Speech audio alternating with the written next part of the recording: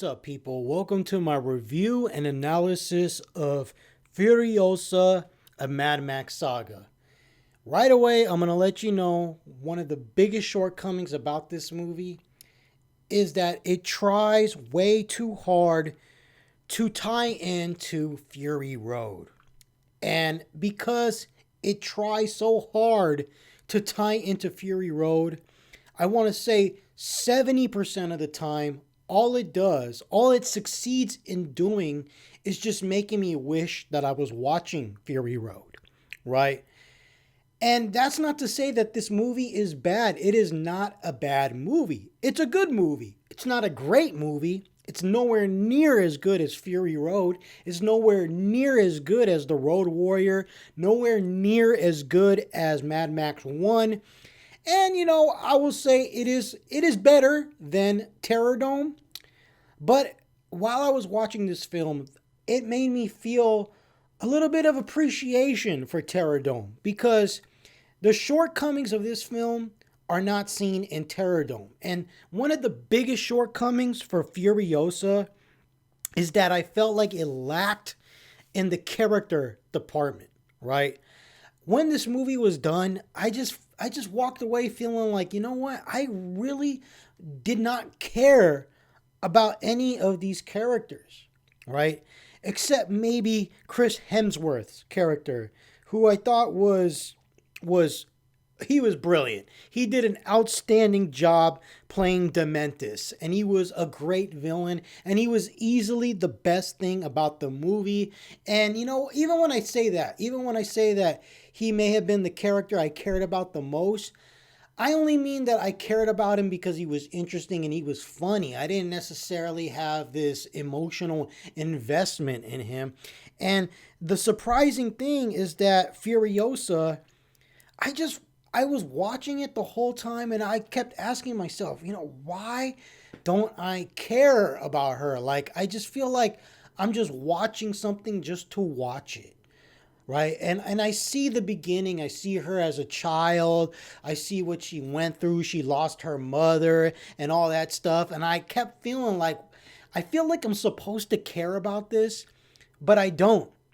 And the reason why is because I just couldn't shake the feeling as to why was this movie made? Why? It did not need to be made. The whole purpose why this movie was made, it's simple. It's one reason. The reason why this movie was made was to milk the success of Fury Road. And because of that, you just walk away feeling like, okay, that was entertaining, but it really felt like a pointless exercise. And again, it lacked in the character department. I just did not care about a young Furiosa. And maybe it had to do with the fact that we know she survives because she's in Fury Road. Now, when I say I didn't care about Furiosa, that doesn't mean that I hated Furiosa. In fact, another shortcoming about this movie is that it took forever to see the older version of Furiosa, which was played by Anya Taylor-Joy. And I think she's a wonderful actress, right? In fact, I'd rather watch her on screen than Charlize Theron any day. And it just felt like it took way too long. Like literally this movie, let's say this movie's 2 hours and 20 minutes, right? It took a whole hour just to get the older version of Furiosa. So in other words, Anya doesn't show up on the screen until 1 hour into the movie. So for the first hour, there's 5 chapters.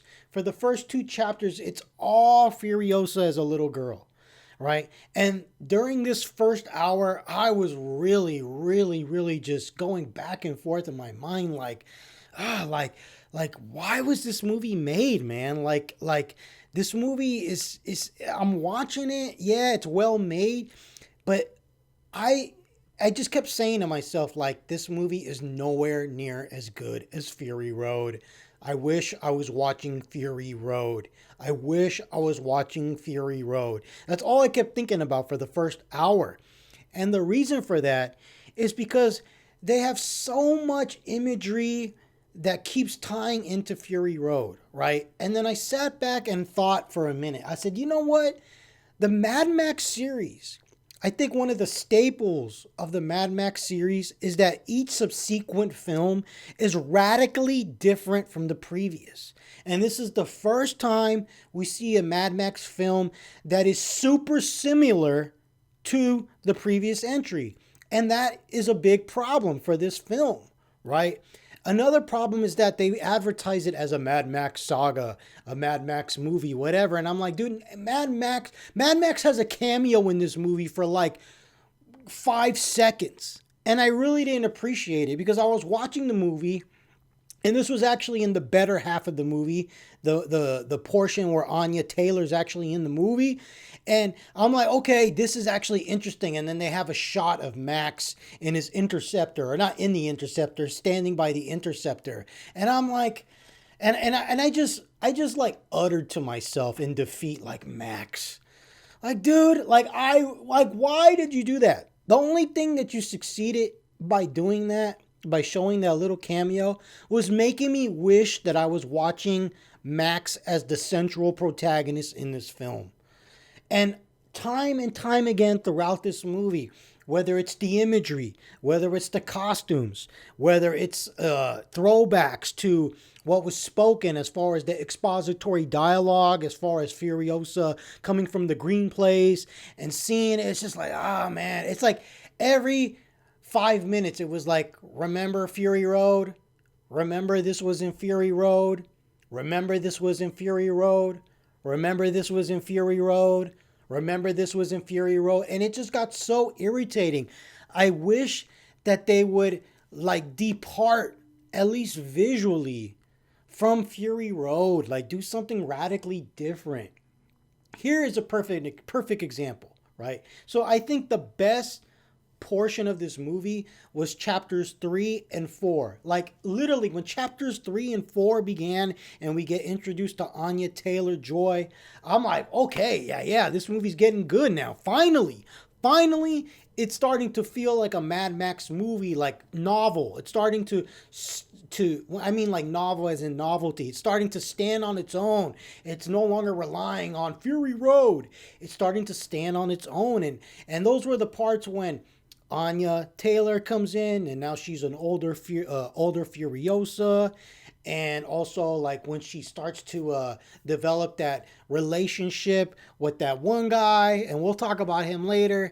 And then that was the most interesting portion of the movie. But coming back to my criticisms about the whole too much similarity between Fury Road, the last chapter, it's like, okay, she shaves her head. Now she's lost all her hair, and she changes her wardrobe and all this stuff. And it's basically this.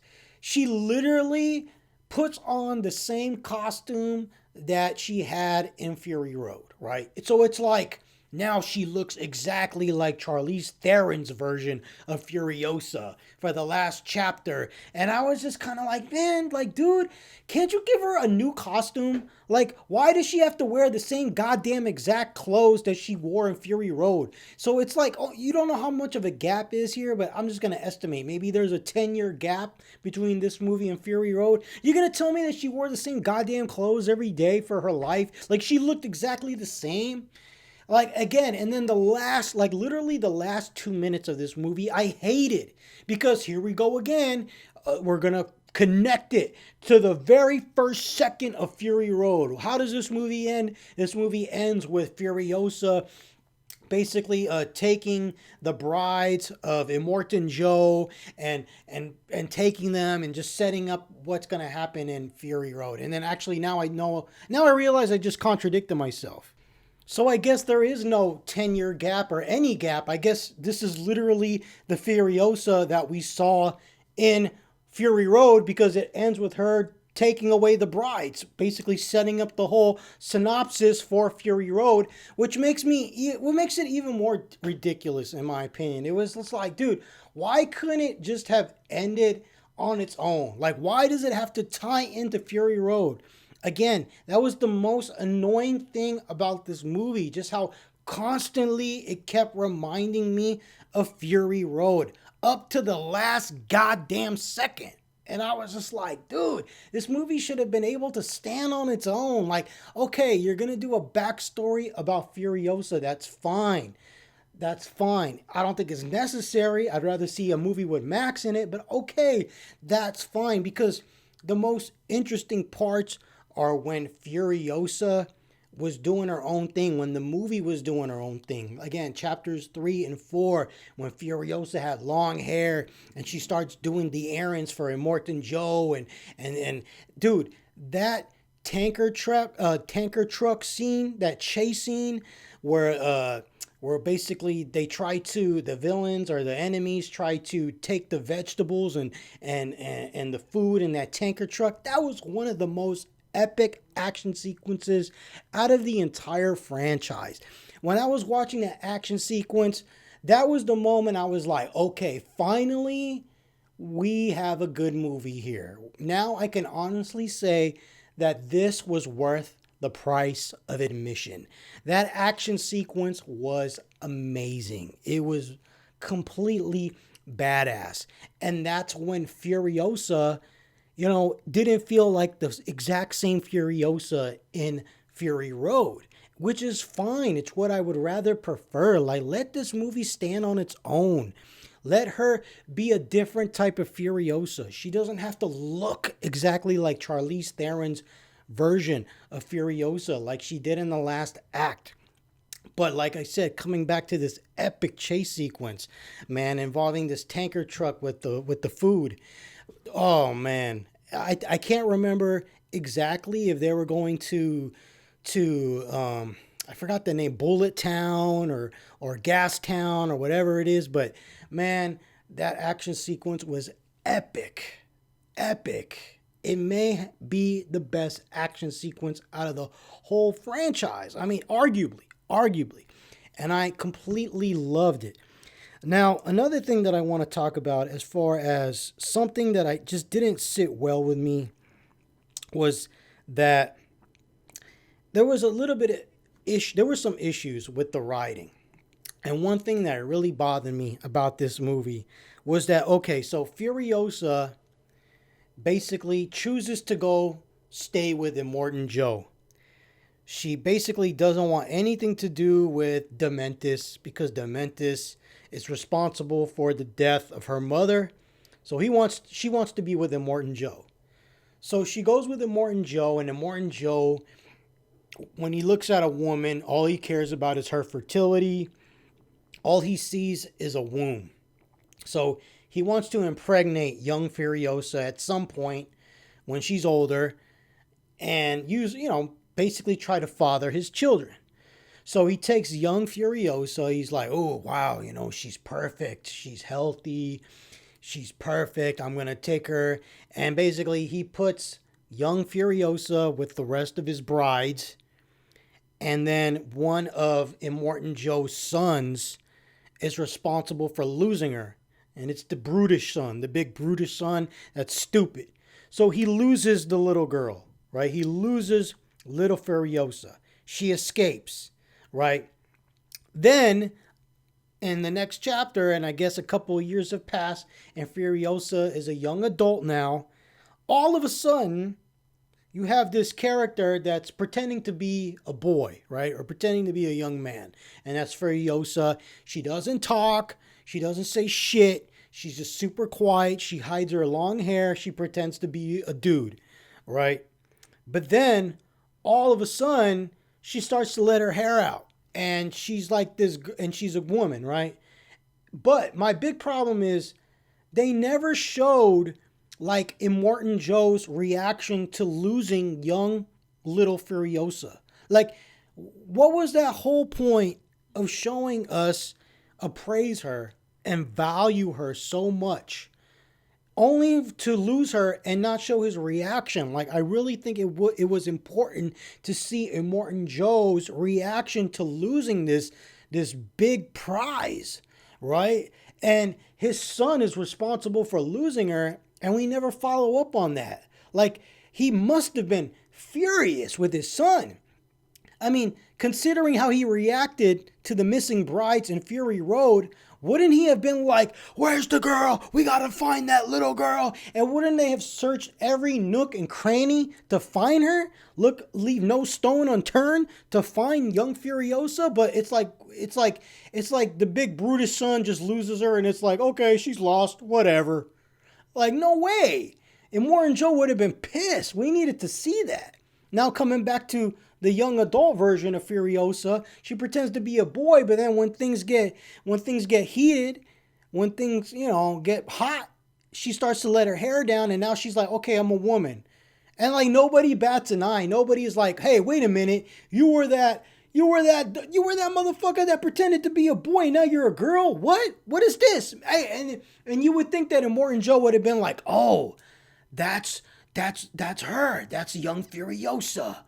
You ran away. Bring her to me, or something. But instead, it's like all of a sudden now this girl is around calling the shots, like being like, I'm gonna do this. I'm the best driver or whatever, taking charge, and no one says shit. No one's like, weren't you pretending to be a boy this whole time?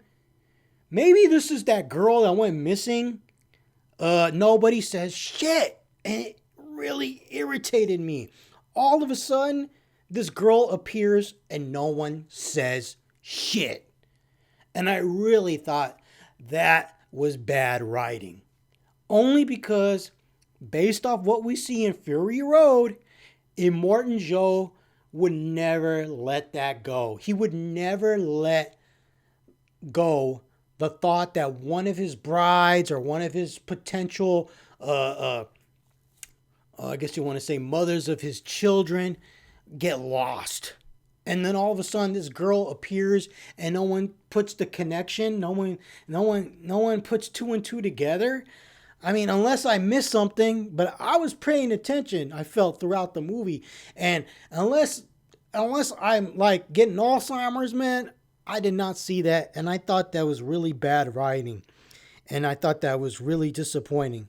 But as far as the writing goes, that's literally probably the only real bad thing. I thought that was really bad. But other than that, there was maybe one or two things that I didn't like, but it wasn't as bad as this, right? And again, at times it felt like the only thing this movie did was remind me of how much better Fury Road was. And the movie tried too hard to tie into Fury Road. And when the movie does its own thing, that's when this movie shines. That's when it's the best. Now, I really want to say that I liked her romance with this new character. This guy, for the life of me, I do not know this guy's name. So I'm just going to call him the Mad Max wannabe. Because I literally thought he was Max for a second. And basically this is like the comrade or the partner, and there's hints that there's a romantic relationship there that she develops, the one that she does the run with, involving the tanker truck with the vegetables in. And then we have this nice epic action sequence where they attempt to basically leave everything behind, leave Immortan Joe behind, leave Dementus behind, leave the wasteland behind, and attempt to go and find the green place. That was a great action sequence. That was great. That was the best part of this whole movie, because I felt, again, now the movie has its own identity, and that was the best sequence. But coming back to her lover, he did visually, as far as aesthetics, he totally looked like Max. And every time I saw him, I said, dude, Mad Max wannabe right here. Like, this dude literally has almost the same outfit, the same facial hair, the same haircut as Tom Hardy, his version of Mad Max in Fury Road. And again, it's like you can't escape the shadow of Fury Road. That's the problem with this movie. It's like I just kept on feeling like, man, dude, like they totally made this guy look like this. They gave him this costume, they gave him this haircut, they gave him this facial hair to look like Tom Hardy in Fury Road, look like Tom Hardy in order to recapture that spirit from Fury Road. And I was like, dude, why couldn't he look different? Why couldn't he look Like, make this a unique, different character instead of trying to recreate Tom Hardy's version of Mad Max from Fury Road. So that's my second biggest criticism right there, besides that whole like poor writing involving the missing young Furiosa, right? But other than that, the relationship between this dude, this wannabe Mad Max, and Furiosa was the best part of the movie.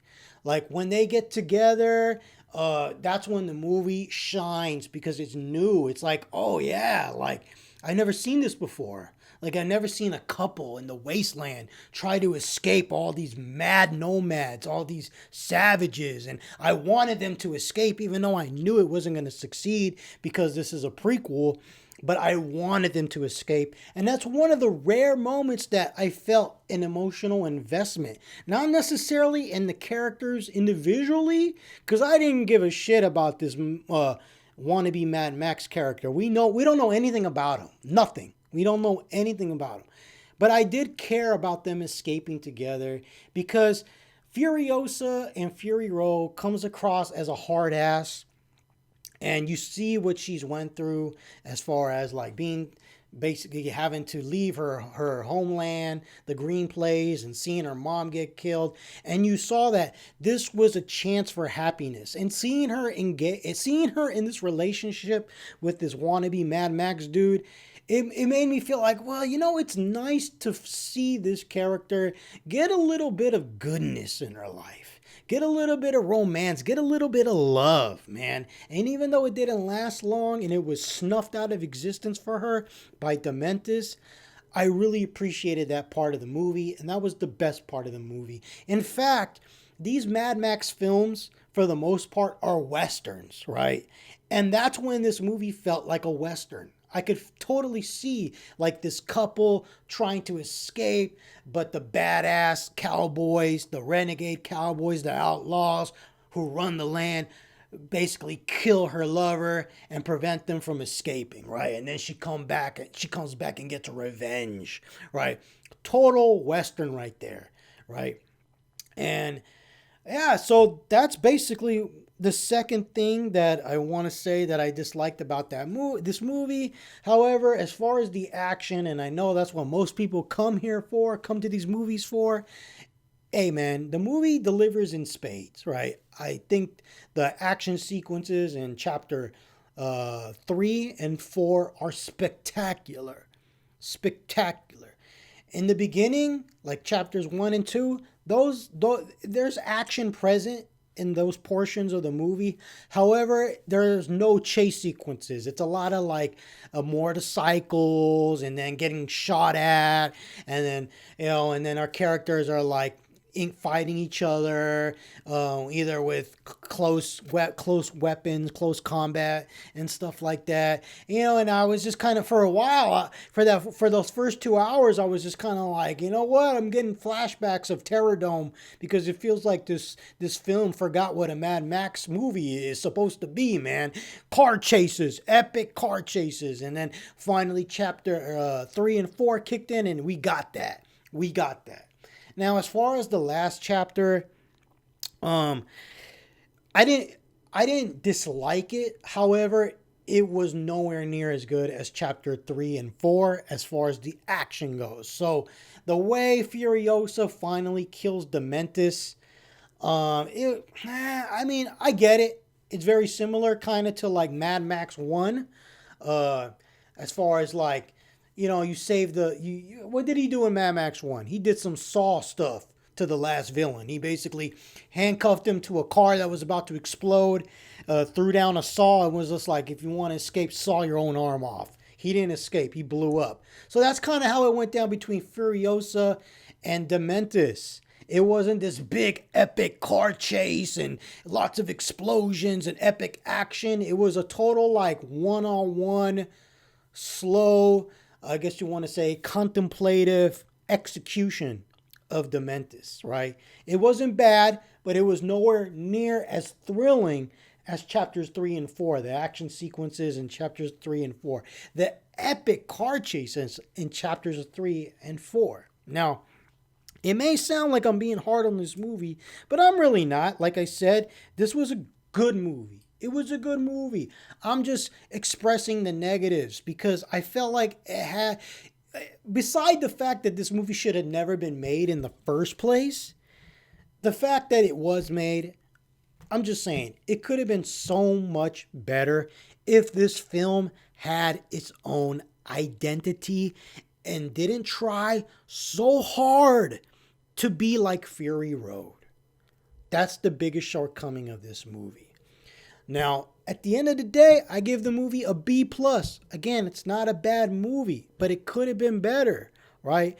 And it's the end of Memorial Day weekend, and we know now that the film was a total financial failure. It bombed at the box office, and I could tell you why. First of all, it doesn't have Mad Max in it, man. I mean, and then you say the Mad Max Saga, that sounds very disingenuous. So, first of all, this movie should have never been made. It's a waste of resources. You could have used Anya Taylor-Joy for the next Max movie. Have Tom Hardy come back. Or have Mel Gibson come back as an old, hardened Max, like Logan. Like that movie Logan, where we got an old Wolverine. You could have done something like that. Or done another one with Tom Hardy. Would have much preferred that. I would have much preferred these resources and car chases had been applied to that movie instead of a prequel about Furiosa. I feel like, again, nothing against Anya Taylor-Joy, and no, I wouldn't call this movie some fake girl power bullshit. It really felt balanced. I really felt like Furiosa suffered a lot in this movie. She was not a Mary Sue. However, I feel like whoever's idea to make this movie was, I feel like they just sat back and were like, hey, look, a lot of people like Charlize Theron's character in Fury Road. Maybe we can milk this franchise by creating a side character movie. And also that, we can also showcase another strong female character, another girl boss, right? That's popular in entertainment. Let's go make that. So in other words, I think the creative intent wasn't as pure as Mad Max 1, 2, 3, and 4. And again, it was a waste of resources because you could have created a whole nother Max movie. And again, I love Anya Taylor-Joy. She did an outstanding job. In fact, I think this movie was just a tiny bit. I think maybe they did a little bit of disservice to her because again, if this movie had its own identity, then it would have been her performance, rather, or her interpretation of Furiosa would have been memorable. And the sad part is 10 years from now, 15, 20 years from now, I don't think people, when people say Furiosa, Charlize Theron is going to come to their mind. Not this version. That is a big bummer to me. Also, coming back to Chris Hemsworth, he did an outstanding job. Him and Anya really, really were great to watch.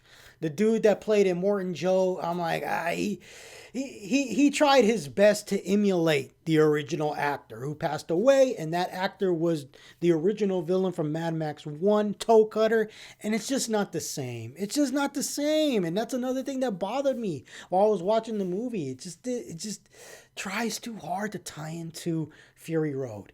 I feel like ultimately it tried too hard to be Fury Road. And it should have been its own thing. But again, it's a B plus, still a good movie. It sounds like I'm being harsh, and that's only because I'm a big Mad Max fan. But I think you should still check it out. I think another reason why people didn't watch this movie, besides it being poorly marketed, and maybe people are tired of things being marketed to them as the girl version, right? So you had the girl version of Ghostbusters, the girl version of Star Wars, etc., etc., etc. They keep on giving us the girl version of a property that existed before, right? Instead of creating something new. And that's kind of maybe what threw people off. Another thing that may have thrown people off as to why they didn't see this movie when it opened is because it's like, look, man, some people see this and they're like, oh, I'll wait till streaming. So, in other words, I think there's a lot of people, most people would be willing to watch this movie. I just don't think that they were willing to pay 20 bucks, 15 bucks a ticket to go to the movies to see it on the big screen. And that's why, and that's another thing. The trailers look too similar to Fury Road. So what do you think right away? Seen this before. And honestly, I'm going to be very honest to you right now. I wasn't even planning on seeing this movie. I was one of those people that was going to be like, oh, I'll wait till it's on streaming or whatever, right? Or it's on Blu-ray. Then I'll watch it. I'll watch it later, right? Because the trailer looked too much like Fury Road. And I was like, oh, I've seen this before. The only reason why I went is because a buddy of mine wanted to go, right? He wanted to see it in 4DX, right? So it's when the chairs and the seats move like you're in a race car. And this was the perfect movie for that, right? So that's why I even ended up seeing it. So all those things have to be factored in as to why this movie was a financial failure. But ultimately, this movie should have never been made in the first place. Mad Max 5 should have been made instead. B+, everybody. Thank you guys for listening to this review and analysis of Furiosa, a Mad Max saga. If you enjoyed it, please like, subscribe, and share. Take care, people. And last but not least, one love.